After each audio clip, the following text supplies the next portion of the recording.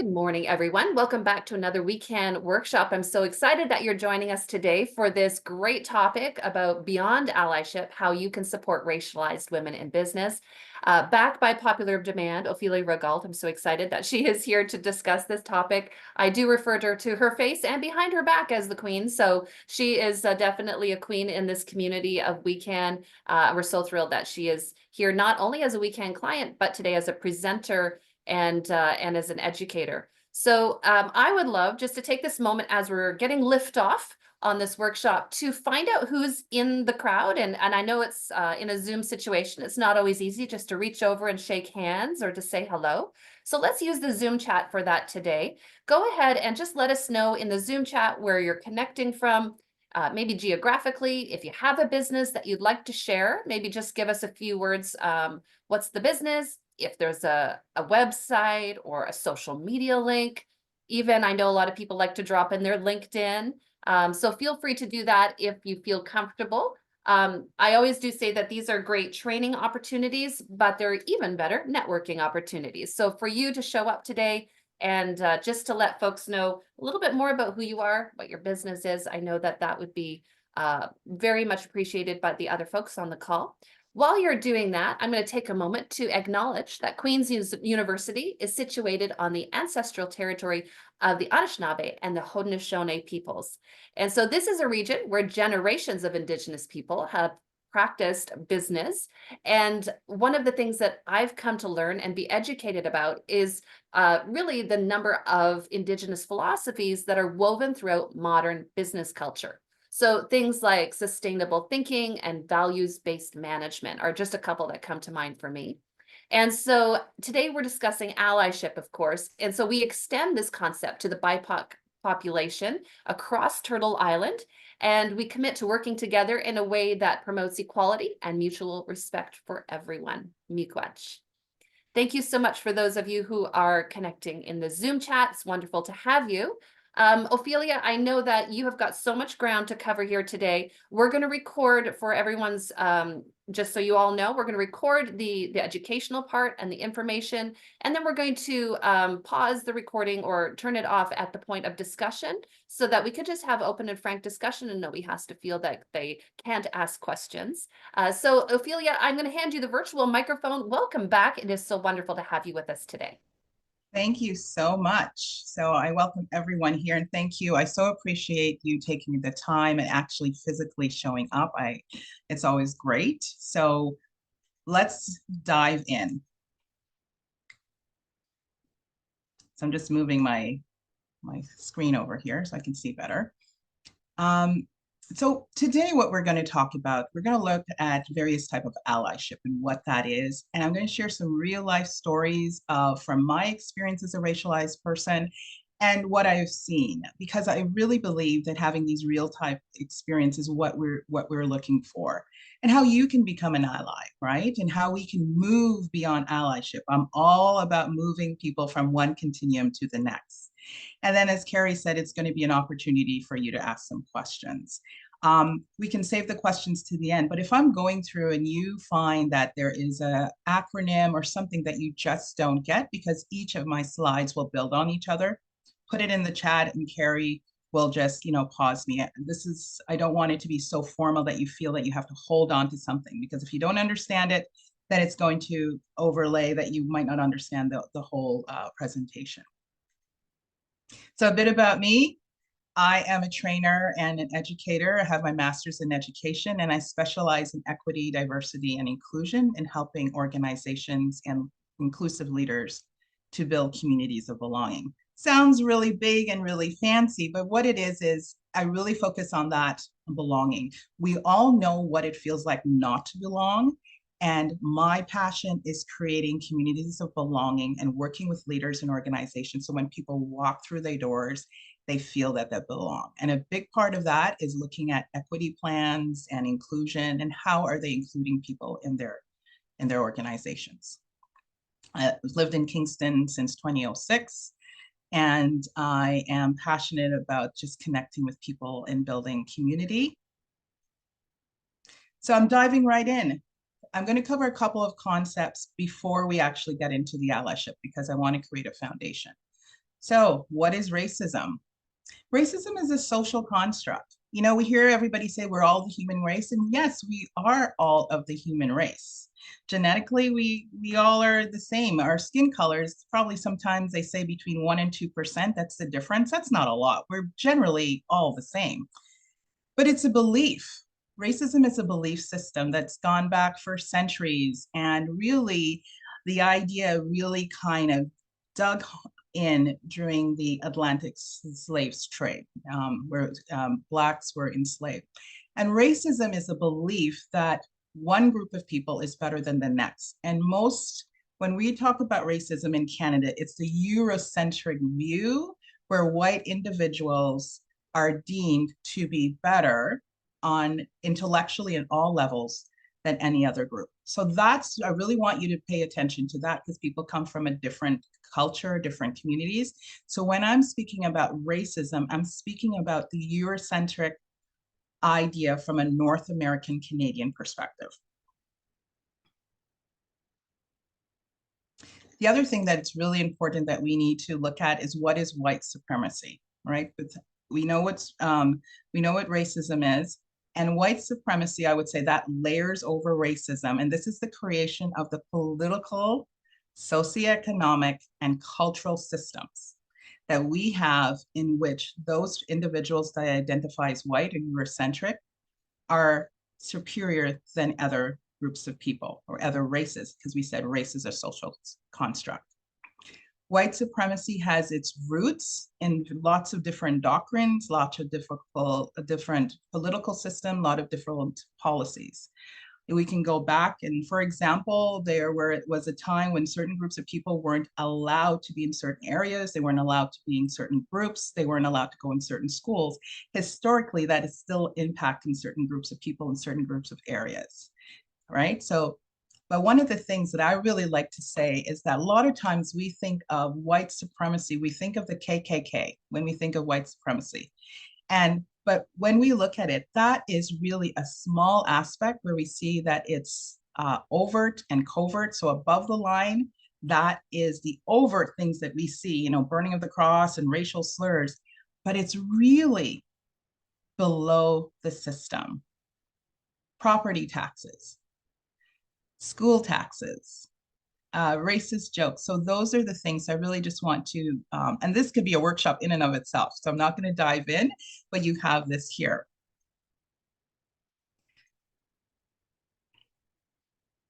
Frances Kendall said, white privilege is an institutional rather than personal set of benefits granted to those of us who by race resemble the people who dominate the powerful positions of color. And when we talk about white privilege, white supremacy, and white privilege, privilege doesn't mean that you as a Eurocentric white person are rich or poor or don't have challenges or don't have experiences that can hold you back. But what it means is that your experiences is not about race. So for example, we can have two single moms living side by side. Both are raising a child and have two different experiences because one's Black and one's white. So I just want to have those information there. And before I dive into the details of this workshop, I always say there's always an elephant in the room. And I always want to be very clear of where I stand. And if some of the things that I get when I'm dealing with this work is, well, reverse racism. You know, I experience challenge and I experience this. For this presentation and how I teach, and in order to really grasp this and become an ally, these are some of the elephant in the room and some of the thoughts. If you're still holding on to it, it's not going to work. Reverse racism is not a thing. Because in order to be an ally, you have to understand the concepts that I've just shared with you and really say that this is truth. Racism exists, white supremacy exists. I, as a white person, non-racialized person, have privilege. And some of the things that I'm still hearing is that a lot of people say, I don't see color. I want everybody to be equal. But if you don't see color, you don't see me. And if you don't see me, you don't see me walking through the door with my experience. That doesn't mean that I, as a Black person, because not all Black people are the same, not all Indigenous people are the same. I know I have privilege, and my privilege as a Black person is my education, my contacts, my social circle. I do have privilege, right? But when not seeing my color when I walk through, or an employer, a business person, you're not seeing the historical aspect that got me here, and still some of the barriers that prevents me from moving forward. So that's why it's important to see color. I'm in the schools every day, and sometimes I hear this with teachers because they want to see all their beautiful children as being equal, but they're not, and that's okay. Equality, fairness is not sameness. And when we see people that come, rather than seeing people as all as equal, we're not seeing their challenges and how to get equity in our organizations and business. Sometimes when we're dealing with this as a non-racialized person, you feel shameful. You feel the historical pressure. Well, I didn't do it. It wasn't me. That's okay. You may feel shameful, but don't feel shameful. Use that sense of energy and that shame, turn it around and use that sense to move things forward. I would say use that power for good. So these are the elephants in the room, and I challenge you if these thoughts are coming out. It's a thought. And when we feel uncomfortable, it's an opportunity to challenge and look at why we're feeling uncomfortable. I'm all about talking about the business case because we're a businesswoman here. Despite these studies that has come out that having your organizations being more diverse, companies who fall below having diverse people in their organizations, like having LGBTQ people, Black, Indigenous, they don't do as well. And this study shows, despite the studies that shows that Black business owners on average earn less than others, despite these studies, we still have in Canada that Black professionals especially have higher educational qualifications. Racialized women hold only 9.4% of leadership roles in Canada. And of these 9.4%, 1.5% are in senior leadership. So I want to just pause here. So despite that we know that companies on average do 45% better with diverse employees and staff and board members, we still see that it's not being reflected. So there is an imbalance in the reality, what the study says. Businesses have more diversity, you're going to do better. But we see that they're not being reflective in companies' roles. And I know a lot of you have small business and it might be just you running the business, but I want you to keep in mind that your business is not just yourself, it's who you're purchasing from. Who are you purchasing from? Who are your customers? Who are your stakeholders? Who are your vendors? So that, when we think of business, it's not just you if you have a mortar business, a front line business. It's who are you shopping with? Who are your neighbors?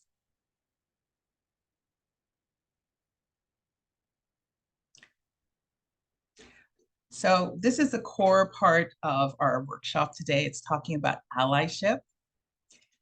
And allyship is really a verb, right? It's really an action. And it's a way for non-racialized groups to support racialized groups. And let's just pause there because I'm going to be using this term a lot, racialized and non-racialized. So when I say racialized, I'm generally referring to Black, Indigenous, people of color who, because of our social constructs of race, have a sense of racial experiences, right? Because of their history, they have been racialized. And allyship is a verb, and we'll talk a little bit more about that. It's about the actions and behaviors that a person who says, I'm an ally, does or doesn't do.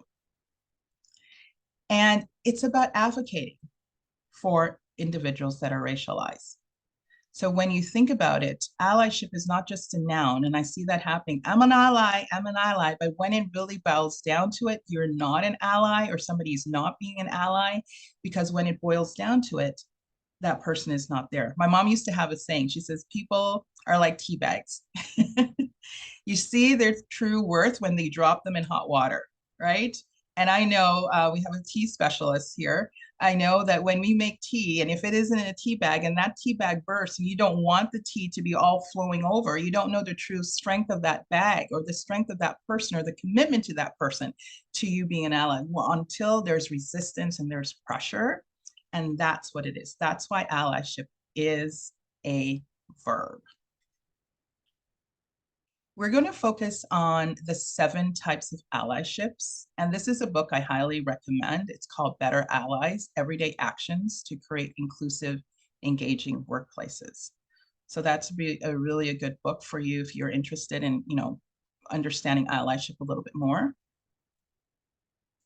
And there's 7 allyship. There's a sponsor, the champion, the advocate, the amplifier, the scholar, the upstander, and the confident. We're going to go through each one of them. I will tell you a little bit about what each one of them is, share with you what that looks like, and also share a quick story of my experience or someone else's experience of being one of these types of allyships. So I just want to quickly pause here because I know I've covered a lot in a short bit of time. I just want to see if there are any questions in the chat. I think Carrie would have told me, but if you do have something and you want a little bit of clarity before I go on, just, put it in. No, I didn't notice any, but I'm going to drop a link to that book that you mentioned, The Better Allies, just to let folks know. Okay, awesome. Yeah, if you have Thank questions, you, Carrie. yeah, you can put them in the chat, but we'll hold most till the end unless it's a burning question. Okay, so the sponsor. So a sponsor is an ally that vocally supports a person from a racialized or marginalized situations where the sponsor notices that that person is underrepresented. And maybe they're being dismissed. It could be at a meeting, right? You're in a meeting and this person is always, let's say it's me, let's use myself as an example. We're in a meeting together, we are colleagues, and I'm always trying to say something and it's being dismissed or ignored. And sponsor ally uses their power and privilege in order to support that person's credibility. So it you might simply say, Ophelia's speaking. She's trying to say this. And you don't have to be the boss. You can be a colleague. But you as a non-racialized person says, you have done some work and you saying, you know what? I just spoke and they listen to me, but they're always over speaking. And this sometimes happens in rooms where you're the only 2 women in the group and it tends to men over speak with you. So that's being a sponsor ally. Also, what it looks like in business, as I said, in a business meeting, you speak up for that racialized person, give them opportunities. If you are a business owner, you can give them opportunities to contribute. Maybe they do a workshop, right? You recommend them for learning opportunities. As a small business owner, you might say, well, I don't have a lot of employees, but you might see a training opportunity and you can recommend it. Right? You can recommend it to another business owner, a racialized person, or post it in a group. They post it like how people post things in Weekend. That's being a sponsor. You're saying this event is open, this grant is available. But it's also, you can support them through a process that they might not even know of. Maybe it's a grant opportunity. You're great at grant writing. Maybe you're in HR and you can help them with something, help them with a training. And I want to share this story with you, and I call it my mom's Peggy story.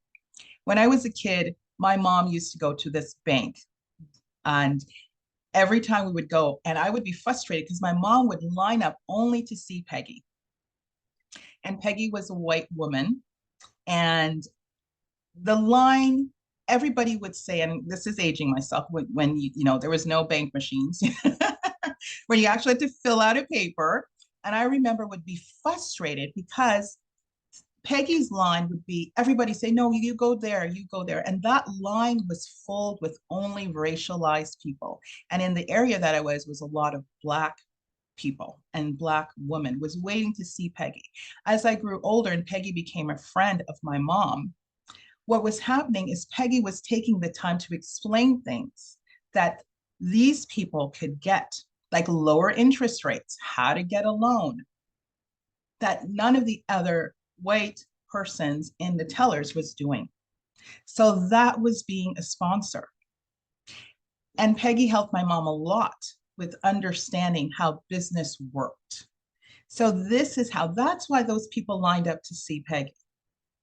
So this is something that you can do. She was the same level as all the other tellers, but she recognized her white privilege and shared that knowledge with those people that waited an extra 20 minutes, right? And she knew it made her other colleagues uncomfortable, right? Because can you imagine you're in a bank? How many people like to line up in a bank? Nobody. I don't. I fuss. Sometimes I go into the bank and I'm like, oh, there's three people. I don't want to wait. But people would line up like three, four, and I say, no, you go to the other teller. You go to the other teller, and they would wait because they got service from Peggy. That is being a sponsor. A champion. The champion for inclusion and underrepresented groups, they look at avenues and conference wide. This is more of things in the social media, and they champion racialized people to get more visibility, and they want them to be able to be in a larger audience. So a champion is it's like a sponsor, but they really want, this is more looking at the public venues of our business world. And how this looks like, if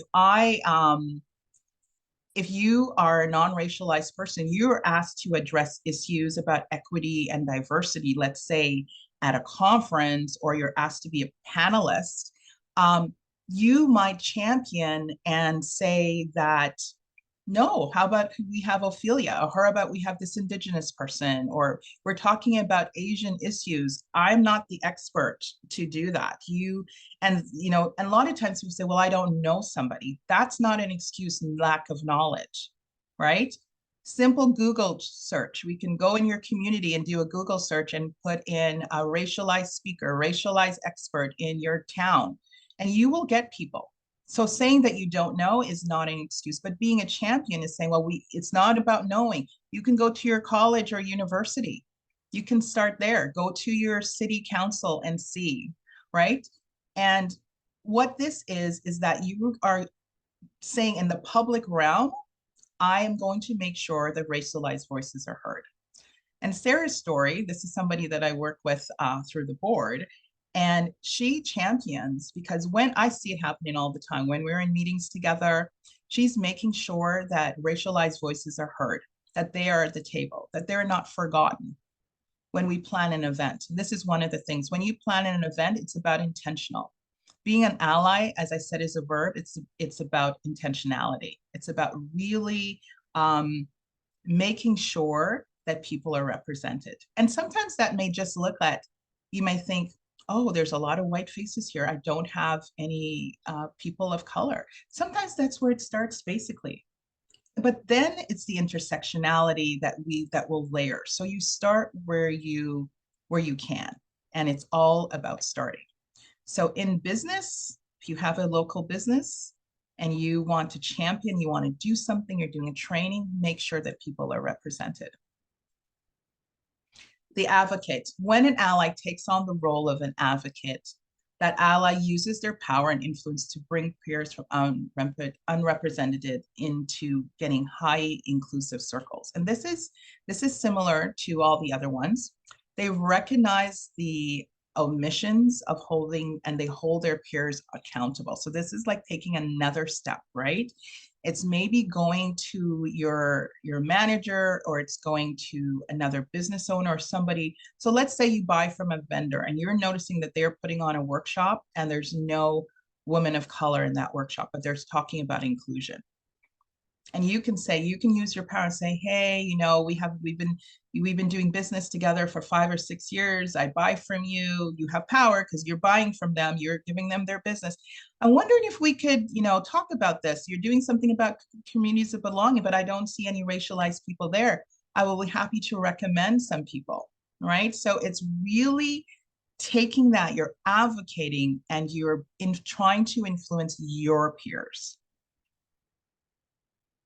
Because it's not what we say in public, it's what we say in those private moments in the boardroom, those private moments in the meeting, those private moments when you're having a business meeting or a dinner, right? It's what we say in those moments, right? And that is what an advocate does. And here's a really famous example of an advocate. Marilyn Monroe here you see, and Ella Fitzgerald. And I just want to share this story with you. Ella was famous as her time. Marilyn Monroe was at the height of her career, and she heard Ella Fitzgerald's song and fell in love with her music, and they started to become friends. And at that time, that was probably not really, that was a really big deal. White women being friendly with a Black woman, they're both in Hollywood, but they bonded because they both had horrific childhood experiences. Both had mothers who were really not present in their lives. And Ella was not the first Black woman to sing at some of these clubs, but she was getting another layer of discrimination because she was a plus size woman, right? So she had the challenge of being Black, but the challenges of being a bigger woman in size. Marilyn realized that she wasn't getting the top billing in some clubs because at that time it's being about in certain nightclubs, in Macombo. And she told them that she would be there every night in the front row. They promoted that, and that's how she was an advocate for Ella Fitzgerald. And that's how Ella Fitzgerald's story grew. And they became lifelong friends, and they stayed lifelong friends. So it was a journey. She kept her promise. She showed up, and other stars started to show up, and that's how it happened. It was similar stories like this with Frank Sinatra and Sammy Davis Jr. He wasn't allowed a lot of times to come into clubs, and Frank says, well, I'm not singing here anymore. So this is an example on a big stage of using your power and being an advocate. An amplifier. When an ally takes on the role of the amplifier, that ally works to ensure that marginalized voices are both heard and respected.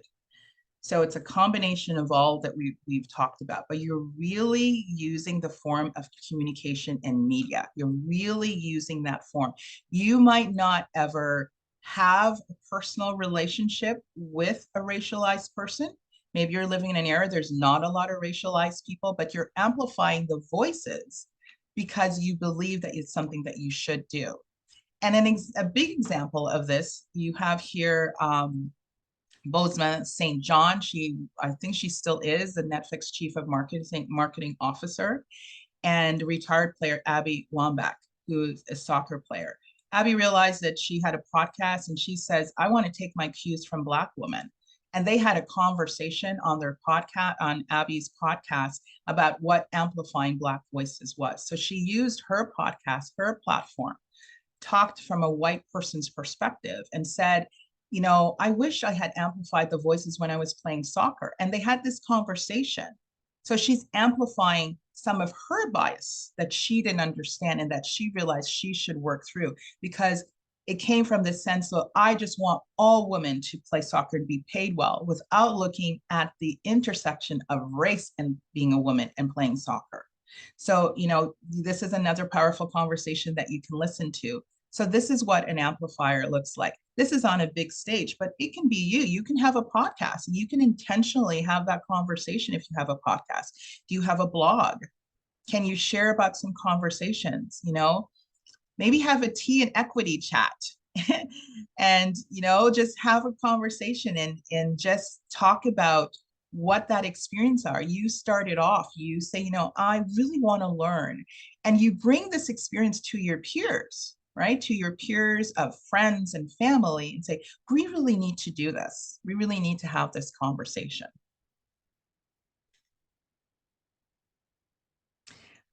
The allyship of being a scholar, this is a lot about learning. And this is about taking the time to do your research. It's about saying, I want to be an ally, but I need to learn and unlearn things that I didn't know. I did all my education in Canada, and my knowledge about Indigenous history was this much. And I intentionally decided that I want to learn. And I just went on Google and I started learning. When it was Indigenous History Month, there was a lot more information put out that month. I would save those links, I would watch the videos, and I started to go to information circles and do all those things because this is what a ally who's a scholar does. It's about knowledge. Having that knowledge, I want to say there's an important note. Just because I have the knowledge of experiences of it, through reading and talking to Indigenous people, that doesn't mean that I'm going to jump in and share my opinion unless an Indigenous person asks me. And that's the thing that sometimes I see allies doing. They say, well, I know, and I'm going to speak for this person because it's a good thing. It's not, because we have to remember not every group of people are the same, and it's not your place to speak for them. It's for them to speak. It's for your role to learn and unlearn and support when you make, because the whole point of allyship is shining a light on racialized people, not on yourself, just like how we support any other groups. And the other thing, as much as I am educating you, I choose to do that, but you should not expect me to do this or a racialized person to do it. Those who are racialized and in any other groups, and they're doing the work, they're doing it because they choose to do it and they see that it needs to be done, but they don't have to do it. And always expecting your learning to come from me is not going to help racialized people. You need to be invested in this and you need to do the work.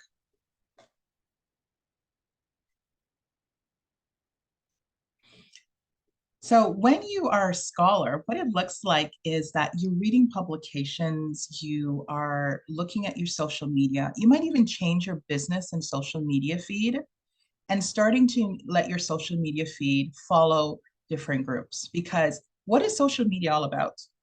Have you ever thought about, I want pink flamingos in my garden? And all of a sudden you Google it once and your whole feed for the rest of the week is about pink flamingos. You go on Twitter, you go on, or now X, you go on every social media feed and all you're seeing is about pink flamingos. And what do? You buy pink flamingos because you just want it to stop. Use the power of social media for the same thing. If you put in, and I want, try, put in on Facebook and start following Indigenous news or Black news or whatever, from just putting that, they're going to say, oh, Ophelia's interested in this, and they're going to start showing it to you, right? It's sort of like if you like cat videos or funny baby videos. Trust me, you start following those things, that's all you're going to see because they want you to engage and come back. So I always say use your social media algorithms for good, and this is a very powerful way for you to learn and unlearn some thoughts. Attend educational events and share those events and those training within your circle. And an example of this is one of the principal from my Shine Club program. And my Shine Club program is a program for racialized children in the schools, and it provides a brave and safe space for them to rest. The facilitators are all racialized, and we have a curriculum. And one of the principals is really gets down and learning, and it's always learning, not coming to me, but really doing that learning and unlearning, and also challenges herself when I say, I need you to see that. I need you to see color, right? And this is it, because being a scholar, you are thinking, wow, I didn't know that because this is what I was taught. And that's okay. So that's one of the things. One of the cautions I really want to pause here and really spend some time on this is that sometimes as an ally, when you're a scholar, you get stuck in the knowledge. You get stuck in the knowing. Dr. Yolanda Sealy-Ruiz has a racial literacy development chart here. And I just want to really pause and talk a little bit about this. And we spend a lot of time saying, I am an inclusive leader because I know the historical literacy. We spend a lot of time in training in EDI on this area, which is up here called historical literacy. And that is important. But what Dr. Ruiz says is that the biggest part of this triangle is the critical love. It's really a profound and ethical commitment to the individual and communities to do your work. Like you start from the individual. I really believe with all my heart that all people should have access to services. And I'm really going to do that work. That's the critical love, right? And because you critically are looking at how you love people and how you care for society, you're going to realize that, oh, I'm not including, people from LGBTQ communities. I'm not including whatever group, racialized people, because I didn't grow up in a racialized community. Everyone was just like me. But in that critical love, and we focus on that, then comes humility. You're going to feel this sense of humility. And that's where you feel, maybe I feel ashamed or, saddened about that. But you decide that you're going to remain open. Then it's about the reflection. I'm going to reflect and I'm going to be critical about my reflections. And then is the historical literacy. Because if you're doing the first three, which you see is the foundation of this triangle, then you get to the archaeology of self, where you're going to excavate. And then you get to the interpretation and understanding. And that's where racial literacy development happens. And you can do this for your business. What would it look like in your business as yourself? Individually sort of look at who are you loving and who are you feeling uncomfortable with? Who, and just be humble, reflect, and then you start to go into the literacy. But this, as a scholars, I find this happens a lot. People are saying, well, I'm a scholar, and they can know more about history and more about Black experience, Indigenous experience, and they can rhyme it off, know the policies, but at the end of the day, when something happens, they're not there because they're caught up in the literacy. And we hear this all the time. Well, I didn't know. We hear companies say that. When they make this big, a company puts out a media ad and, people are like, how could you put that ad out? It's so discriminatory against this group of people. And they didn't know because they were just focused on the literacy. If they were focused on the critical love, they would have had an advisory committee that would have looked at that ad before it went out. There's no excuse nowadays for ads going out that people are like, I can't believe this. Like, there's no excuse. There's absolutely no excuse.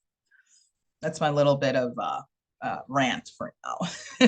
And I can tell you, this is what happens when you put something out and you didn't think about putting it out. People, what happens in those who specialize in media, it turns people off. And if you turn me off as a business, it takes I just go somewhere else where I feel welcomed. And I can't tell you the amount of times that I've seen business put out an ad, put out a conference invitation, and I don't see myself represented in some firm. I say, I'm not going. And they don't know that because I'm not telling them that, right? They've lost my business. And, and in a group of me working with other DEIs, that happens a lot. So it's really important that as you're in business, saying that you don't know is not an excuse. But if you focus on the critical love, you're naturally going to question when you put something out because you really want to love other human beings. And that is not easy, I can tell you. Right? So I'm just going to take a breath and see if there's any specific questions here before I continue. I haven't seen any in the chat. We'll just pause in case someone does. I just wanted to mention, as you were going through the levels, I was thinking of Dan Levy. I don't know if anyone knows the Canadian actor who from Schitt's Creek. He's the son of Eugene Levy. And I've always admired that in his Instagram bio is and he's like a global star now, but he has this link to Indigenous learning at the University of Alberta. Like, he's a major superstar. I don't know how many thousands or millions of fans he has, but this is his bio link. That's the most important thing he wants. And it's been there for years. He didn't just put it up for a day or in a certain, I just have always admired him. And it is, yeah, Lisa, it's a great course where people can learn and actively become their own scholar. But I just wanted to mention that because, he didn't have to do that, but just to use his platform, that I've just always admired him for that. Yeah, I don't see any questions. I just wanted to get that in under the line. I thought it was so Yeah, impressive. that's a great example. That's a wonderful way of being an ally. So the next ally is the upstander. An ally who does not sit back when a racialized person is being harassed or disrespected, right? When they see an injustice, they deem it as an injustice and then they take action. And when they see that action, they deem it as wrong. They're just like, that is not how we behave here. That's inexcusable. Like when someone makes a joke, they step in and they say, that's not an appropriate joke. When they see someone from a marginalized group being treated unfairly, the upstanders say this is unfair treatment. So basically, they're standing their ground and they're not only doing the research or promoting. This is when I like to say, this is when it truly counts. When I'm having someone discriminate against me or harass me and I'm in a group meeting, it's hard enough if we've had to experience that. But then you feel that nobody in the room is supporting you. So that upstander saying, no, I'm going to support you. And I want to tell you a story. And sorry if there's any trigger warnings here, just a little trigger warning. I was in a meeting. I worked for this company for a number of years. We all had our offsite independent. This was in Toronto. We all worked across the city. We would come together once a month to have a meeting. I was the only Black woman in running an office. I was a manager of an office, and we would get together. And I'm in the meeting, and all of our team would get together. And one of my colleagues was not talking about me, but was talking about her experience with some Black youth and used the N-word in the room. And everybody kind of looked at me, and I'm thinking, I'm not going to say anything. But of course, that impacted me. But here's what the ally said. Right in that meeting, one of my white colleagues says, that is highly inappropriate. They didn't wait till the meeting was done. And they also took it another step further. They wrote to the executive director and said what happened and said something needed to be done. Right? And that was the beginning. So that's what happens. You see something, you deem it as wrong, and you call for action. Okay. As I said, they always speak up when they see behaviors that's degrading or offensive. They share their stance. So that's what that ally did. She didn't just say it in the meeting or told me privately. Sometimes there's something called, are we going to call things out or are we going to call people in, right? She decided, I'm not going to call her. I'm not just going to go and say, Ophelia, I'm sorry that happened. She called it out in the meeting because it happened in the meeting. It was in a public stance, right? And she didn't just leave it there and say, that's inappropriate. The person said sorry. And I said, well, you weren't talking about me, but this is offensive to everybody. But she took it another step further in that now we need to see action. How, why, what is the repercussions? This cannot just be said. We have a racist policy. This should never been said. So how can we, what's the next step?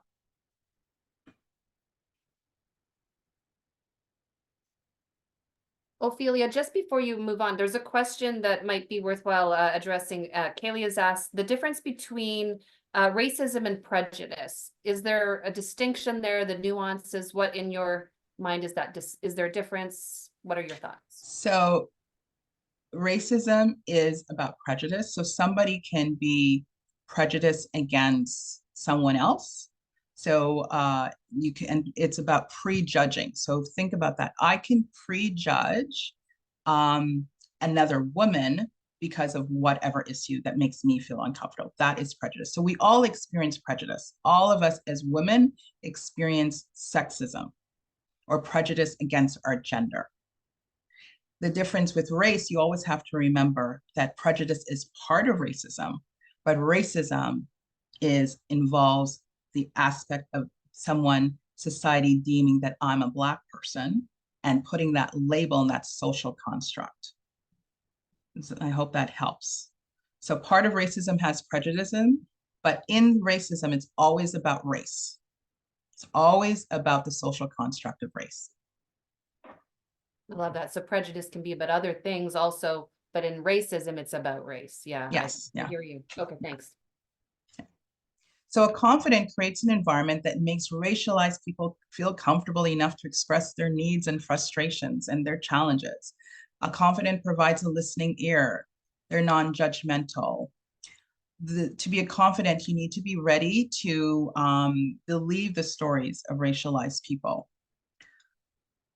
And you believe their experiences, you listen to learn, and you're not putting your opinion on it. A great example of this is one of the successes of the Shine Club is my experience in being in the school board, the Algonquin Catholic School Board, is that over the time, teachers and parents were sharing about their experiences with racism and it's happening within their schools. And over time, schools, the board says we're listening. And that's how the Shine Club, because they listened and saw an opportunity to help children and to listen to children and listen to parents. This is how the Shine Club was in their schools. Because when you listen to a group of racialized people and they keep telling you, I'll give you an example. There was a big report done over 30 years ago that said that racialized kids and especially Black kids were having problems all across Ontario. They recently did the report and I looked at it and I thought, it's the same report. I swear you could, if you could just slap a new date on it, because that shows that it's not that racialized people are not telling their stories.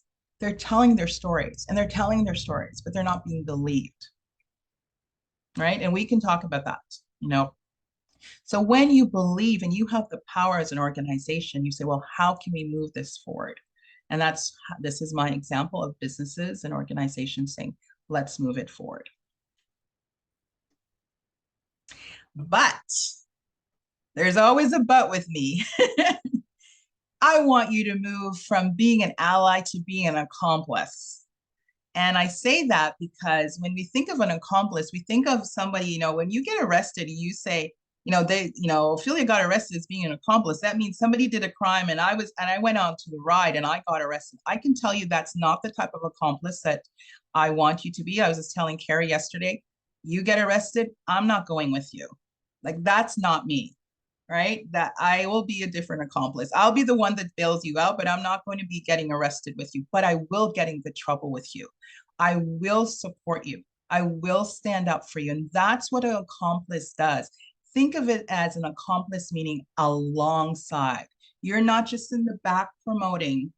And moving beyond allyship is moving to be an accomplice. You are going to be willing to stand by racialized people and you're going to recognize your power. You're going to stand with them in solidarity. You're going to, as John Lewis says, get in good trouble. He was a famous civil rights leader. He died about, I think, 2 or 3 years ago. He was the one, when you look at, he put research his name, he got arrested. He was marching with Martin Luther King. And he said, sometimes we have to get in good trouble, right? That might mean that you might have people that unfollow you, that don't want to be your customers, but this is a commitment because you remember, we go back to that critical love. You're saying, I am committed to loving people. So it goes back that, because, I promise you, you're going to get more people that are going to say, you know what, this business is doing what's right. They're standing up. You're going to get a different follower, right? So this is where my goal for all of you who are racialized, even if you are racialized, you can still be an ally. You can be an ally to anyone. But if you're a non-racialized person, I want you to move beyond allyship. Your goal is to be an accomplice. And right here we have Jane Fonda. She's willing to use, and this is a big famous one, she's willing to use her platform. She was born into Hollywood's royalty family. Henry Fonda was her father. She has a brother, I think, I'm not sure if he's still alive, but she knows the power of her name and she's willing to get arrested. She's the one that is going to get arrested, right? But she knows when she's arrested, the cause that she is standing for is going to be amplified. And she talks about her cause all the time. Has she lost fans? Has she lost people? Maybe she has. I don't know. But this is an example of in a bigger sense. On your sense, in a smaller way, you don't have to go out there into protest, but you can stand up for people and you can have solidarity with people. So that's the end of the allyship. But then it's like, how do we do this? How do we become an accomplice? And one of the ways of doing that, this is my book, The Caring Leader. And no, it's not spelled incorrectly. It's an acronym. And there's 7 things that you can do, because being an accomplice, you're actually being an inclusive leader. You're actually creating communities of belonging when you move to being an accomplice. So to do that is about, the acronym is, the C is for compassion. And compassion is feeling empathy with people. That's back to the critical love aspect as well. But it's action. We can feel and we can have empathy with somebody, but what are you doing with it? I want you to have action. A is for authentic. You're going to lead from an authentic leadership style. You're going to be yourself. If you like to wear flamboyant colors, wear those flamboyant colors. You're going to be yourself with your leadership style. You're going to be resilient and being able to stand and get back into game after recovery. Because a lot of times as leaders, we fail, we might misgender somebody and we draw back. Being a resilient leader, you need to be resilient because you are setting the stage for your colleagues, for your stakeholders, for everybody who's viewing your business, and say, I made a mistake, I'm getting back in the game, because you are an accomplice and you are standing with not racialized people. Equity focus. Your focus, and this is the E, and that's why it's not misspelled. The focus of being an inclusive leader and being an accomplice ally is equity. Your whole vision is about equity, and equity is different than equality. Equity is giving children what they need, or giving people what they need. And I use the example of in schools. You have 30 children as a teacher in their class. Some children are different levels at their reading levels. So having a class where all kids are reading at the advanced level is not going to help the child who has a learning disability. You give children, or even adults in your company, or even your customers, what they need. That's why many businesses have a wheelchair ramp, because people who use a wheelchair or who have a walker or whatever needs that little equity to get into the building. But once they get in, they have access to your services. So having that equity focus is key to being an inclusive leader. It's key to being an accomplice ally. And intentionally inquisitive. This goes back to your intention of learning the historical aspects. Because without intentionality, we just sit down. If you're not intentionally going to be inquisitive, and I don't mean being nosy, but you're intentionally going to want to change your social media feed. You're going to intentionally want to learn about racialized group. That has to be intention, because remember, we go back to the beginning of my presentation. Our society is created on white supremacy, on social structure of white privilege. So that's the lens that many of us have come and learned. That's the lens that we're educated. But if we're not intentional, then we might not change what we really want to change. And nurturing neighborhood. Remember, your neighborhood is not just where you live at home. Your neighborhood is where your business is. Your neighborhood is here. Your neighborhood is online. You're going to nurture that neighborhood. And that's what being an ally. You're going to share what you find, because you want to create a neighborhood of community and of belonging. And last but not least is the growth mindset. A fixed mindset sees a challenge and says, nothing, I can't do anything about this. There's nothing I can do. But a growth mindset says, yeah, this is challenging. And you intentionally, there's that word again, make areas in your life and your experience to make changes. And it's going to be uncomfortable, because if you study science, when we are doing something new, we're actually creating a new neuron in our pathway, new brain neuron. That's why we feel uncomfortable when we're trying to do something. But as we continue to do it, it will become more and more of a habit. So I love challenges. So I want to, as we wrap up, before we get into that question period, I'm going to leave you with your inclusive beyond allyship challenge. Okay. And it starts with you. And there's 3 parts. You connect and learn and bring these insights back to your leadership group or your business. So on day 1, you're going to check that bias. We all have bias, and bias is a natural scientific survival technique that we all have. If we did not have the bias that our children are the best, we sometimes we wouldn't keep them on those challenging days. But the days that we have that they are our best and we love them beyond belief, this is how it gets us through the tough days. So day 2, as I said, I talked a lot about this. Challenge your social media feed, but not only the personal, the business. So change it. Start looking at different groups. Start following different businesses. Really just dive into that. And that is a big thing in itself because that's how we learn knowledge. That's how we gain information. Look with a critical eye if your business has an EDI, an equity, diversity, or inclusion plan or policies. Does it have any? You don't have to be a bank to have an EDI plan. You can be a small business and it doesn't have to be complicated. It can be something, and it can be something that is, as Carrie says, you can put that on your website. This is where we stand. This is what our belief. This is, you can have a land acknowledgement on your website. You can put it in your email, We sit on this, the territory of wherever you're situated, right? So it's intentionally saying, this is who we are. When you're recruiting, maybe you're hiring somebody, in your job description, you're going to intentionally put this in. So having an EDI plan does not have to be complicated. It doesn't have to be 300 pages. It can be simple intentions. And I want you to own it, because if we don't own something, it doesn't belong to us, right? That's why we pay a mortgage or a car payment. And once we pay that last payment to the bank, it becomes us. But when we own being a caring leader, you're standing right there again in that critical love. I am owning that inclusion and belonging. I believe in it. And that in itself is allyship.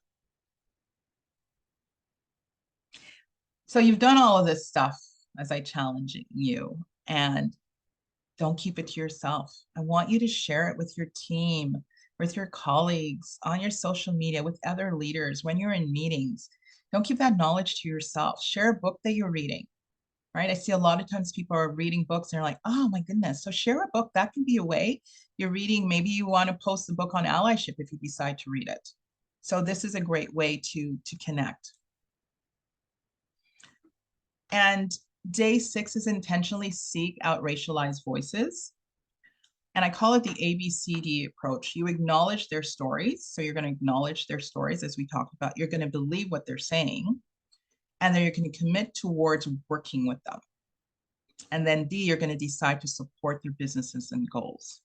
How that may look like is that you're here, you're going to acknowledge the information that I've given you, how certain groups of people, especially racialized people, their business, even though they have the same degree, their business doesn't flourish as much as non-racialized people. So you're going to believe that. That's the A and the B. And then you're going to say, you know what, I'm going to commit to sponsoring more business, working with more racialized people. And then you're going to decide how that's going to look like.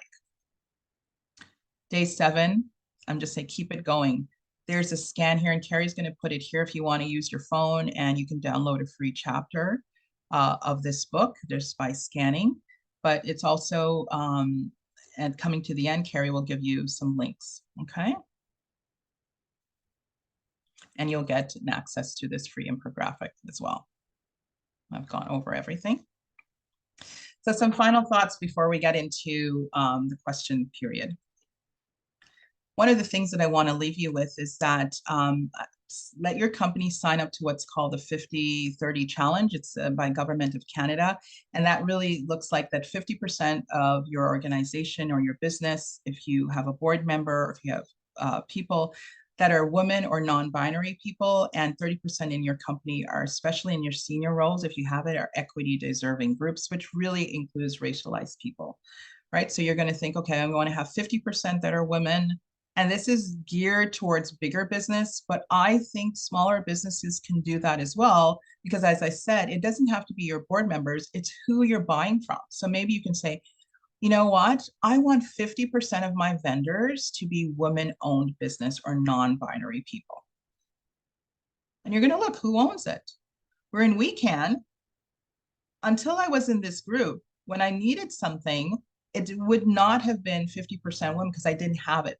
But being in this group, knowing that you're buying from 50% from women should be something that we can achieve, right? use the right language, learn about language. Like a lot of people use Black, Indigenous, people of color, but sometimes a lot of people are moving towards racialized because it has a different connotation. It creates a lot more uh, intersectionalities. Avoid tokenism, take ownership of your learning, consider reaching out to people all the time. Remember that they're emotionally taxed. Ensure ongoing consent. Like if you're always reaching out to somebody, the same person to do a land acknowledgement, which I see all the time, make sure even though that person is willing and able to do it the next time. Even if you have booked them, you've used them for 10 years and it's always this person, always ask consent. Is this something you're still able to do? Because sometimes they may feel the pressure that they have to do it. As I said, we don't have to educate, but they want to make sure that other people are educated about whatever community that they're representing. So always remember to avoid that emotional taxing of racialized people's energy. That's one of the biggest things that I see. And I think if we think about that, that's a great way of being an ally. Challenge you to move from being not racist to anti-racist. I'm not racist is a passive statement. Being an anti-racist requires intentional actions. So everybody can say I'm not racist because remember that triangle I talked about? Yeah, none of you are, I'm sure, not a member of the KKK and you're not lynching people. And you say, well, I'm not racist. But remember, race is a social construct. It's so embedded in our society. When we say I'm an anti-racist, that's an intentional statement which says that you're not passive and that you're taking action and you're learning. Buy and shop with racialized business owners. Invite them to your board, invite them to your community, invite them to your organization. Attend their job fairs or create a job fair, promote their business on your social media. Like I see this happening with a lot of women in our group here. I follow a lot of you and I see you sharing other women's business, other groups' business. And that is so powerful because sometimes how we can support other people in business doesn't always have to be buying their service. That's great, but it's going. I spend a lot of time going to one of our Pedalworks. That's my favorite place to do a business meeting. And every time I have a meeting, I go there and I bring people. Right? I can go somewhere else. One thing, and she's a member of WeCan, and I wouldn't have known of her business unless it's a member of WeCan. She's a BIPOC owned, Black woman owned business. And that's how I do it. Like I buy a coffee, everybody can go to our local drive-through. But if we are bringing, a lot of us work from home, you're having a meeting, bring them to a location that's owned by a Black person, or you want to buy tea, go to someone who sells tea that's owned by a racialized person. If you have a storefront business, can you invite other racialized group to display their businesses with there? So all of these, it's about promotion. But one of the things that I really want to talk is invite us to tea. Let's have tea and a conversation, right? And just have a chat because that's how you build relationship. And I want to also say, how about maybe having a DEI advisory committee for your business as it's growing? So when you want to do a new promotion, you have a group of people. It could just be 3 and saying, this is what I want to put on, because sometimes we have these ideas in our head, we want to do something, and then we share it with somebody and they go, really? That's what you want to put out? It's sort of like my mom, when you look really nice, my mom would say, that's what you're wearing? And that means like, okay, and you start to rethink. So having a group of people, it doesn't have to be formal. It can be people that you trust, racialized community that you trust, and say, if I have this and I'll do it same for your business. And I have that. I have a group of people that I trust that are my allies that I go to if I have a question, and we have that conversation. And they do tell me, that's a horrible idea. And I do have businesses who are non-racialized owned, and they want to do something, and they ask me, I go, really? How much have I taught you? Like, where's the diversity in that promo?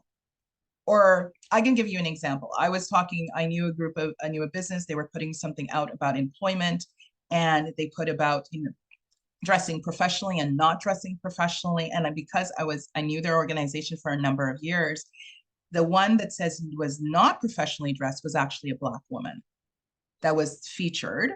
And the next one was a white woman. And I said, did you not listen to all the lessons that I had? Because they didn't check. And that was their bias. Was it intentional? No. Did it have impact? Yes. Did they change it right away? Yes. Okay.